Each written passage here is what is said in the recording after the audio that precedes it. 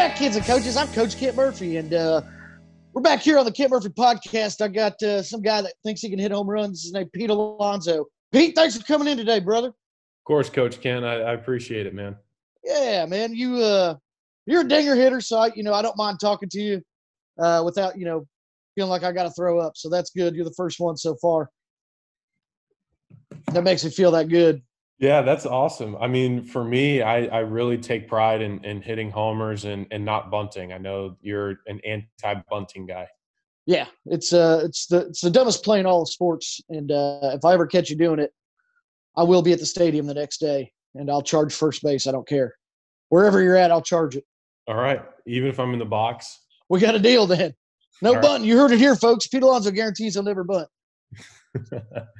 Yeah, and actually, I was actually told because once I got to college, I never bunted before. But in college, the way that game is played is doesn't matter where you are in the order, you have to bunt. But as soon as I got to pro ball, I was told if Pete, if you were to bunt in a game, your manager might lose his job. That's the best coach in the world right there. Doesn't even call the butt sign, as far as I'm concerned. That's pretty much my coaching style is don't bunt when I give the signs and try to find a good spot to start a fight during the game. That's pretty much my two principles as a coach. Stingers, that's it. So, I mean, we saw you at the Home Run Derby last year, and you gave me a little shout-out on the video. And I just want to say I appreciate that, especially since you went on to I guess, win the Home Run Derby. You know, some people say you did, but I guess the history books will always say you did, huh? Well, I got the chain and the trophy at the house, so that's all the proof right there. That works for me. Did you yell out any catchphrases when you were hitting those dingers? Honestly, it was an out-of-body experience. I was just like, holy shit, the entire time. I'm about to win this thing. Like, yeah. I mean, I was locked in and just like the juices were flowing. So I wasn't really coming up with any catchphrases, but I know you have some really good ones. I think my all-time favorite Kent catchphrase is hepatitis, see you later. Yeah, that's a good one. I like yelling that one out. We got to they yelled that out during a Red Sox game one time, and it was on ESPN. And there's like a bunch of blogs about it the next day, and everybody was trashing them. They're like, that's not funny. I was like, that's pretty funny because I thought of it. So I felt pretty good about it. It's hilarious. I mean, yeah. Have you ever yelled one out during a game? Have you ever yelled a catchphrase out? Not during the game, but after the game. I felt like in the joking around in the locker room in the dugout, like I can't say this like on camera for a news person or whoever. Sure. I might get crucified, but there's one that's like, man, Pete, what that one feel like? You got that one good. I'm like, yeah, that one felt like a lightning bolt hit the tip of my penis. That's a good catchphrase. Thunder and lightning. Because I call my junk thunder anyway, so kind of works out for me. Perfect. Yeah. Have you ever like hit a dinger and then when you get all the way around the bases, the catcher tries to fight you because he's pissed off at you? I mean, I definitely got some dirty looks before. It's definitely got some dirty looks. I know he wanted to fight me, but I don't know if he's tried to fight me because after what happened to Josh Reddick, I don't know if anyone does want to fight me in a game. Yeah. Well, did you see that? I see a lot of fights. What did you beat up Josh Reddick? It happened. I didn't beat him up. So there was a throw up the line. And basically I was trying to make a play for my teammates, and the ball took me right into the base path. And basically what happened, I clothesline, or like I don't know if I didn't clothesline him, but my shoulder like hit his clavicle and put him on the ground, and it was a pretty nice hit. Felt pretty good about that afterwards, huh? Oh man, I felt bad for him because I really got him good. My shoulder hit that right spot, like right like right here where it's like the chest meets the clavicle. So it was like when Albert Bell like forearm shivered that guy when he was Basically, running to second. Yeah, but but Alberts was pretty. He was looking for a fight. I mean, I did it on accident, but I don't want to hurt anybody, but I don't want anyone to mess with me. So that's a good message. Yeah, you gotta send a message out there, let them know that you will disgrace their families if they try to step to you. Absolutely. Yeah, definitely. When's the last time you charged the mound? I've never charged the mound because I think that just if you wear it and just totally eat it, not even like acknowledge that the ball hits you, I think that's awesome. Like if a guy's up there throwing 95 plus and he hits you with the fastball, not reacting and just totally embracing you it. can't And can't rub it. No, yeah. don't even acknowledge or wince. No facial expressions. Just drop your bat. Like if you're wearing guards or whatever, just put those with your batting gloves and have a nice Sunday stroll over to first base. Yeah, or like maybe you're just scared that like you're going to get Nolan Ryan if you go out there. Absolutely. Like one of them old guys going to put you in a headlock and just start, giving you a Texas beatdown. I am not scared of that, but if something were to happen like that, I think I'd come out on the winning hand because when I flip the switch, it's scary. I wouldn't know when to stop. I don't know if I would stop. Okay, so you got a little fight in you. I guess you can. I got a roster spot for you. I'll flip that switch. We'll get a flip. Hell, man, we'll be out charging mounds in no time, man. I'll get you out there. You got to ride your first rodeo, Bubba. Yeah, well, I'll charge if something happens to one of my buddies. If something happens to me, I'll wear it. I'll wear it like a man. But if someone disrespects one of my teammates, or if something else happens like that, like I'm going to be there to defend my boys because that's. Well, yeah. That's. I mean, hell, yeah. I used to charge like my dad in coach pitch, but if like he got in too far inside on me, I'd charge my dad, even on them underhand pitches. Doesn't bother me, man. I'll disgrace my own family. You know what I mean? I'm King Supreme, baby. Absolutely. You got to let them know early. How old were you when you hit your first dinger? 5. 5 years old? Yeah. What was the fence, like 20 feet? It was probably about 80 feet, but I was the only person in T-ball that was hitting home runs off the tee. Oh, you hit it off the tee? Yeah. I skipped T-ball. I went straight to varsity when I was 2. Okay. Yeah. Makes sense. Yeah, they pulled me up to the high school. Like, you just start playing, your kid's pretty good. So, I mean, how'd you do? Well, I batted 1,000. So, You tell me. I mean, I was figuring like close to like maybe 700, 750, but like 1,000. No.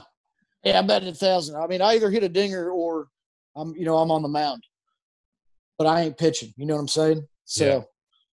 Now, what was it? Was it a better feeling the first time you hit a dinger or the first time you bumped fuzz? Hitting a homer. Yeah, all day. All day. It's like doing it 100 times all at once. It's great. Baseball doesn't last forever unless you're Coach Murphy. Well, yeah, I'll be like twice Jamie Moyer's age by the time I retire. Probably. I think he was like 48 when he retired finally. Are they going to create a separate like exhibit for Coach Kent Murphy in Cooperstown, or are you just going to have a totally separate town for you dedicated to yourself? Yeah, we're just over at Kentstown. We got I'm banned from MLB for fighting Terry Pendleton back at 92 spring training. He stole an MVP award that wasn't his, so I started to fight with him. I mean, I'm sure. I'm never getting into that hole. I don't want to be in it either, though, because it's just kind of like it's a bunch of guys that would have been like I would have been their coach because they couldn't actually play in my league. You know what I mean? Yeah. So you're in like the Moon League. Yeah. Well, yeah, I guess so. What's the Moon League? I've hit a few balls to the moon. Well, the Moon League, it's like there's the big leagues, and then there's certain guys that like guys like Mike Trout, like he's like about to get called up to the Moon League. To the Moon League, yeah. You keep hitting dingers, you could find yourself on the Moon League. I hope so. But I mean, you gotta figure out about all them strikeouts, though. Well, high risk, high reward. Well, I don't know if I totally buy that. I mean, like You're pretty close to getting replaced by Tim Tebow. Really? They're gonna call him up. Really, they are. I mean, Well, that's what I heard. I mean, He keeps striking out. I heard he's been batting, like 130 in Double-A. He's ready. I mean, you have the ultimate baseball insight. Like, there's no one else in the game with your insight. So I think you're a very valuable, incredible source. So I mean, if you say something, it's basically like in the game of baseball, it's like Jesus writing the Bible. Well, I wish I could agree more with that, but I can't. That's it's the ultimate truth, and everybody knows it. But I guess what I'm trying to say is, soccer tryouts are still going on. If you can't do get rid of them strikeouts, you know what I'm saying? Get down there. I mean, I heard your brother plays lacrosse. Maybe you go play lacrosse with him. He does play lacrosse. He plays at Queens University. Yeah. In Charlotte, North Carolina. So proud of him. Because, I mean, I've seen him fuck some people up. Yeah, I'm telling you, they get in some serious fights in lacrosse. I respect it. I'm into it. You just run around and hit people and throw fastballs all over the place. Hell yeah. Absolutely. And the best part is when you play defense, you get a 6-foot-long pole to beat the shit out of anybody that comes your way. Yeah, it's outstanding. Yeah, it's not quite as hard as a baseball bat, but it's still useful. Well, think about charging the mound with a bat, throwing fastballs. Yeah. I sometimes take my bat out there when I charge anyway. So it's just like a lacrosse stick, almost the same game. Yeah, I think. You got the net on there. So and you got the net. It's a bat and a glove at the same. Yeah. Same you thing. can get them, pull the head. Yeah, you can do all kinds of stuff with that. Hey Pete, we gotta pay for this episode, so I'm gonna read some ads. I got a couple ads that my fake sponsors gave to you, so I'm gonna start it off. Today's episode of the Kent Murphy Podcast is brought to you by my all-new handlebar mustache. When you're already the world's biggest badass of all time, it's hard to get any better, but I found a way again. Handlebar mustaches. Give them ladies something to hold on to. Ooh, I like it. Yeah, and I think you got one coming. One of my other sponsors wanted you to read something, so go ahead whenever you get it and you're ready. Yeah, I got a corn stash going on right now. Yeah, it's looking pretty good. It's okay. I mean, I just started. It's not as amazing as your mustache. Well, nothing is. So. Absolutely. All right, here we go. This episode of the Kent Murphy Podcast is brought to you by all the new bat fans. Do you ever get in the batter's box and it's just too hot? If you're like me, you swing and miss a lot, which can make it seem hotter up there. Worry no more. Every time you swing and miss, Bat Fan creates a nice cool breeze so you don't have to walk to break a sweat to looking like an idiot at the plate. How do I know how they work? Because 183 strikeouts would keep you pretty cool on those hot summer days. Bat Fans. Yep, that worked out for you. That worked out for you. I'm gonna read the next ad here. Thanks for doing that. Here we go. Mm-hmm. Today's episode of the Kent Murphy Podcast is also brought to you by the law firm of Mound and Pound. Did you get hit by a pitch and it didn't even hurt because the pitcher's fastball was weak as hell? Did you charge the mound and disgrace his family, and now you're suspended just for being awesome? The law firm of Mound and Pound can't get you back on the field, but they will make sure that the video of your brawl is played every time that pitcher takes the mound for the rest of the season. The law firm of Mound and Pound. That pitcher's going to learn today. I love it. Yeah. So I think you got another one coming here. This episode of the Kent Murphy Podcast is also brought to you by Fake Trophies. Did you, quote unquote, win home run derby, but only hit a little over half the amount as the home runs as the guy in second place got? Fake Trophies has you covered. All you have to do is hit the third most home runs in any Digger Derby, and you get to go home with one of our fake trophies. Fake trophies, because winning due to a format technicalities is awesome. Worked out, man. Yeah, thanks. That's a real company, I'm pretty sure. Yeah. So, I mean, they're going to appreciate you reading that ad for them. I mean, for sure, because all you need to do is just exactly that, bare minimum, just one more than whoever you're facing. Yeah, that's all you got to do. Just got to win. Yeah. What have you been doing during this quarantine now that we're all locked up and we can't play ball? Well, I've actually Kent, before we go into that. Okay. The reason why I also hit the most home runs in the regular season. I'm listening. So the reason why I was able to be where I was is because I hit actual dingers off of pitchers. I see what you're saying. Yeah, you hit the live. Okay, you know what? I'm gonna give you credit on that one. But it's a real company. I didn't write that ad. That's a real.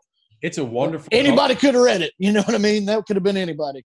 So my thing is that if I'm hitting off of guys like in games, and I have the most homers in games, I deserve to have that right. I agree. You think maybe you could hit 60 this year, even with the short season? Well, if we're playing in Arizona, I don't see why not. That's what I'm saying. I mean, you might as well just start taking out property there, and you just might as well mount up there and live out there and just hit dingers every day. Absolutely. You know what I mean? Fuck yeah. Yeah. You don't even have to be a Diamondback. You can just play on them little ass fields, hit dingers all day, and then go to the Players Association and be like, hey man, I think we should just play the games out here because I hit about 900 of them. I don't know. I think the neutral site should just be Williamsport. You think so? On the Little League fields? Exactly. If people want to see homers. Yeah, maybe if them Little League kids pitched, you wouldn't strike out so much. Exactly. You start making some contact. I know. Shit, I know. But basically, to answer your actual question that you asked before I rudely interrupted. That's okay. I like it. We'll talk about dingers anytime you want. But I've been working out because you got to work out to hit dingers. You got to pump some iron to hit that's might be true for you, but not for me. I just smash cheese dogs and use my God-given talent. That sounds like Jeff McNeil, like a Jeff McNeil type of strategy. Yeah, that dude loves some meat missiles. Well, yeah, and he only weighs like 14 pounds anyway, so I mean he needs to beef up. Yeah, but I mean I've been hitting, fielding, throwing, lifting. I'm doing basically whatever I can to have a good season. I heard you've been barbecuing. Oh hell yeah! Cooking up some barbecue. Yeah, I've been really, really, really mastering my new Traeger. I got this isn't an ad, by the way, but the new Traeger grill makes me seem like Myron Mixon out there on the grill. It's awesome. Are you making ribs? You making brisket? What are you doing? Doing ribs. I've done chicken breasts. I've done steaks, fillets, ribeyes. I haven't done a brisket yet. But I've done basically just about everything. I've done deer. It's all. I've done pork sausage, deer sausage, deer burgers, regular burgers. I mean, I've done a lot of things that came off the ark. Yeah. So maybe if this baseball thing don't work out, you could just open your own restaurant. Call it like Pete's Meats. Pete's Meats. Pete's Meats. Yeah. I love it. I'll come down first grand opening. We'll have a hot dog eating contest, which I'll win. Obviously, and then you and me will just put on a dinger show, just a full laser show out back while everybody eats their barbecue. Will it be at night? Because it's got to be at night for a laser. Yeah, we're doing it under the lights, but we'll create the lights. Absolutely. Make sure everyone. Do you have special Coach Kent Murphy earplugs? I don't need them. I got my ears are extra special. I can hear the ball spinning before the pitcher even throws it. I mean, that's really selfish because other people need earplugs for the sounds that you're going to be creating, hitting balls off that damn sweet spot. I mean, I didn't become the best by worried about whether people's ears hurt or not. You know what I'm saying? That ain't my problem. I'm out here hitting dingers. You're just out there making loud noises, making the baseball cry. Love it. Yeah. Do you think we could do maybe we could cook up a polar bear? You know what I'm saying? I think PETA would really, really we'd be on the most wanted list for PETA. No. Maybe you could wear a polar bear costume, though, for Pete's Meats. Yeah. And you could actually become the polar bear. Yeah, that'd be pretty tight. How'd you get that nickname anyway? Did you fight a bear once? I mean, I wish I got my nickname from fighting a bear, but Todd Frazier was just talking shit, saying I look like a polar bear. But could be worse. I could be called garbage sludge or Stinky or something like that. I know Chucky. I know his nickname's Stinky. Well, Chucky is, he's jailbird, stinky, idiot. I'll call him that a lot. Kind of a nickname. So, yeah, my nickname's King Supreme. Or just the best. Well, yeah, but King Supreme sounds more royal and majestic, which I am. Absolutely. Now, when you're working out during this quarantine, are you hitting dingers? Like, do you got a fence set up and everything? Yeah, going to my high school field. My coach is being very, very generous and letting me use the field with a couple other guys, a couple other pro guys. Yeah, and plus, like, you got to social distance those baseballs. You got to get them as far away from you as you can. That's how I'm doing it. Especially the old ones. Yeah, the old ones. I hit the old ones further than the new ones. So they start getting real hard in the middle. You know what I'm saying? That's what she said. That is what she said yesterday. Yeah. Or just or before the podcast. Well, yeah. My dog's in the room, so I don't want to talk about it too loud. She'll get all pissed off. You know what I mean? Yeah. Yeah. If you could go back and play in any era, which era would you go play in? Where do you think you'd hit the most dingers? I don't know. I mean, that's a good question. I think in the 1920s, guys were pitching with arcs on their fastball. But yeah, I mean, they're like 40 miles an hour. Yeah, it's basically like playing glorified softball. But also the baseballs weren't very well constructed, and they used like 3 baseballs per game, and it's like a sponge by the end of the game. And I don't know. But I think that could be a good one. 80s must have been really fun and awesome. 90 what the heck? Kent, if you excuse me, someone's at my door. You got to do it. I need to figure out what the hell's going on. Give me 1 second. Well, just that's okay. It's probably one of my baseballs that I hit earlier. I'm ringing the doorbell. Yeah. Don't worry about me. You know what I'm saying? It's just my podcast. And, you take the breaks when you need them. I guess I'll just somebody get my bat. I'm going to start hitting dingers or something. Now, take your time, Pete. It's just a primetime show that it's probably going to get picked up by every network. This is what the crowd wants. Hey, let's watch Pete Alonso answer the door. That's what they want to see. Hey, Pete got another Amazon package. It's more, maybe your bifocals finally came in so you can see the ball when it comes to the plate. Get me angry now. Sorry, Kent. I'm getting my pipes worked on. Was that a meat delivery? Huh? Was that a meat delivery? Yeah. Pete's? No. Pete's Meats? No. Maybe the new signage will come in tomorrow. Yeah. Pete's Meats. Maybe that if you guys go play in Arizona, you could, because they're gonna do everything all wonky. Maybe you can get them to name the team Pete's Meats. Maybe or the New York Meats. The New York, there we go. The New York Meats. How do you feel about, like, what if they switch that up and you guys are playing down there in the spring training places? You feeling good about that? If that happens, I would not be opposed to it. I mean, I got the chance to play in the Arizona Fall League, and I love the Phoenix area. I love how it's all set up. So convenient. I mean, the furthest you got to drive is like 45 minutes. Yeah, for everywhere. Yeah, exactly. So I think it's a good plan. I know no plan is perfect, especially with what's going on right now. But I think. Well, yeah, I was out there. Last month, and they found out I was there, and they shut down the entire spring training. They found out I was. That's why they did it. I'm pretty sure they found out old Kent was there. People were scared to either have you hit or pitch, probably. Well, yeah, they got tired of me fighting them. Honestly, I'll start staring them down. I just give them the look, and they start running away. Then they get scared, leave it right down the middle. Then you flip your bat after you hit a moonshot 470 feet. Yeah, you're damn right, brother. You're damn right. Hey, man, we got to get out of here. We're running out of time. Thanks for coming on the show. Make sure you keep hitting dingers. And, if you're going to keep striking out like that, go ahead and start getting that Pete's Meat business plan ready, because you're going to need it sooner than later at that rate. Well, if I keep hitting 50 something homers a year, that'll play. I think you got to move it up to 60. I need a guarantee. Why not 80? Fuck it. Yeah, let's do it. Pete, you heard it right here, folks. We're getting out of here. Pete Alonso guarantees 8 dingers next time he plays. Until next time, hum that thing in there, and we'll see you next time on the Kent Murphy Podcast. Thanks, Pete. Yeah, thank you.